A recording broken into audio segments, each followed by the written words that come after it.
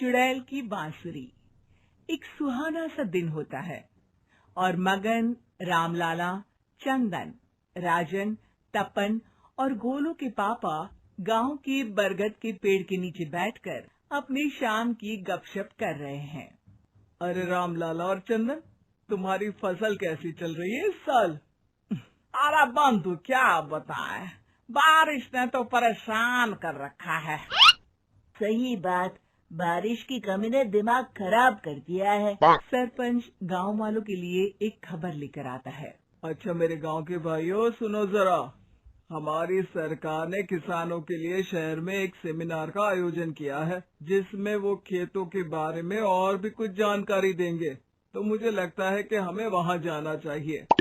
सरपंच जी, मेरे खेतों में कीड़ों ने परेशान कर दिया है, उसके लिए कुछ जानकारी मिलेगी क्या? बिल्कुल, तुम्हारे खेतों के बारे में तुम्हें सारी जानकारी देंगे वो लोग। तुम तीनों को जाना चाहिए, बहुत फायदा होगा तुम्हें उससे। ये कहकर सरपंच वहाँ से चला जाता है और तीनों सोचते हैं कि वो शाम के वक्त मैदान पर मिलेंगे और वहीं से रवाना हो जाएंगे। तीनों दोस्त मैदान पर मिलते हैं और जैसे ही निकलना शुरू करते हैं तभी एक बांसुरी की आवाज सुनकर वो भी उसी ओर सम्मोहित स्थिति में चलना शुरू कर देते हैं। कुछ बच्चे हर बार की तरह अपना दोपहर का फुटबॉल का गेम खेल रहे हैं। पकड़ लिया, पकड़ लिया, पकड़ के दिखा मुझे, इतना भी नहीं कर सकता। अच्छा, कितना भागेगा? आखिरकार तो मेरी पकड़ में आ ही जाएगा। हाँ, तुझे पता नहीं तपन, राजन कितनी तेज दौड़ लगा सकता है। खेलते खेलते अचानक से एक बांसुरी की मीठी आवाज सुनाई पड़ती है। सारे बच्चे उसका पीछा करने लगते हैं। शाम हो गई है और बच्चों के घर न आने की वजह से उनकी माँ मैदान में पहुँच जाती है। राजन बेटे, अरे ओ राजन बेटे, किधर चले गए? इतनी देर हो गई, घर वापस क्यों नहीं आए बेटे? तपन बेटा, चलो घर, शाम हो गई है, कितना खेलोगे? और गोलू, ओ गोलू। तीनों की माँ एक दूसरे को देखने लगती है और उन्हें एहसास होता है कि उन तीनों के बेटे घर आए ही नहीं। अरे राजन और गोलू की मम्मी, आप इधर? राजन और गोलू घर नहीं आए क्या अभी तक? नहीं तो, दोपहर में राजन मुझे बताकर गया था कि वो तपन और गोलू के साथ खेलने जा रहा है। मैंने सुना है कि गांव में एक चुड़ैल घूम रही है, कहीं वही तो नहीं ले गई ना हमारे बच्चों को?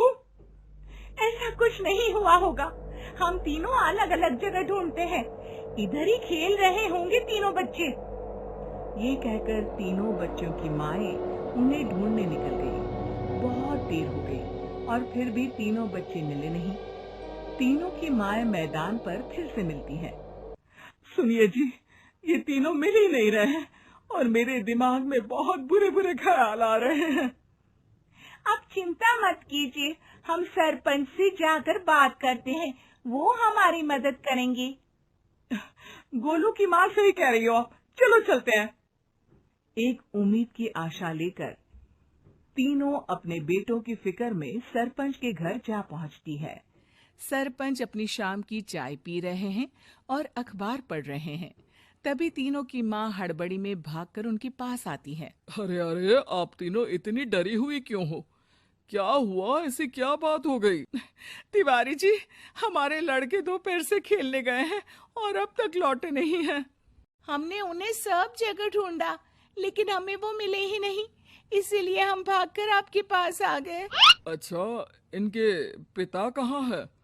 ये कुछ काम के लिए शहर गए हैं, इसीलिए हम भागकर आपके पास आए हैं। हाँ, मैं उसके बारे में भूल ही गया था। एक काम कीजिए, मुझे उस जगह लेकर चलिए जिधर वो आखिरी बार खेल रहे थे। सरपंच घर से एक डंडा लेकर तीनों के साथ मैदान की ओर निकल पड़ते हैं। तीनों मैदान पर पहुंच जाते हैं और उन्हें ढूंढने के लिए कुछ सुराग खोजना शुरू करते हैं। आपको कोई ऐसी जगह पता है जहाँ ये तीनों साथ में मिलते हैं? नहीं जी, ऐसी तो कोई जगह नहीं पता। अचानक से वही बांसुरी की आवाज आना शुरू हो जाता है और सरपंच सम्मोहित होकर उस आवाज की तरफ जाना शुरू कर देते हैं। अरे तिवारी जी, आप ठीक तो हैं? कहाँ जा रहे हैं? अरे ओ तिवारी जी, वो हमें सुन नहीं पा रहे हैं क्या? सरपंच बांसुरी की धुन में झुककर उसी दिशा में आगे बढ़ रहे थे। ये आवाज कैसी? ऐसा लग रहा है कि कोई बांसुरी बजा रहा हो। हाँ, सरपंच जी भी उसी दिशा में जा रहे हैं। सरपंच का पीछा कर तीनों मैदान के टूटे हुए बंगले पर पहुंच गए और सरपंच के पीछे दरवाजे के अंदर घुस गए। तीनों बंगले के अंदर झांकते हैं तो देखते हैं कि बहुत अच्छे से संभाला गया है बंगला। उतने में एक हंसी की आवाज आती है। मेरी बांसुरी, तूने मुझे आज तक कभी तंग नहीं किया। हमेशा अपने जादू से लड़कों को खींच लाती है।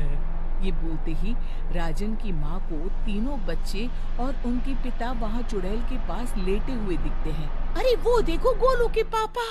अरे रे! अरे गोलू की माँ, आप चुप रहिए ना जरा। उस चुड़ैल ने देख लिया तो हम भी फंस जाएंगे। इन्हें बचाएगा कौन? लगता है ये शहर गए ही नहीं और इस चुड़ैल ने इन सबको भी यहीं बुला लिया है। अब हमें इन्हें छुड़ाना होगा। एक काम करते हैं। राजन की मम्मी गोलू और तपन की मम्मी को एक प्लान बताती है। बिल्कुल सही कह रही हो राजन की मम्मी, चलो आज इस चुड़ैल को मजा चखाते हैं। तीनों माएं अपने छुपने की जगह से बाहर निकलती हैं और एक्टिंग करना शुरू कर देती है। ये तो बढ़िया है। अब इसका असर औरतों पर भी हो रहा है। वाह जी वाह। तीनों माएं चुड़ैल की थोड़ा करीब आती हैं। राजन और गोलू की माँ चुड़ैल को पकड़ लेते हैं और तपन की माँ बांसुरी हाथ से पकड़कर तोड़ देती है। अरे पागल औरत, ये क्या कर दिया? मेरी बांसुरी को तोड़ दिया। अब मेरी शक्तियाँ खत्म हो जाएगी। तुम्हें तो अरे तुझे क्या लगा चुड़ैल कहीं की हमारे बच्चों को और पतियों को हाथ लगाएगी तू?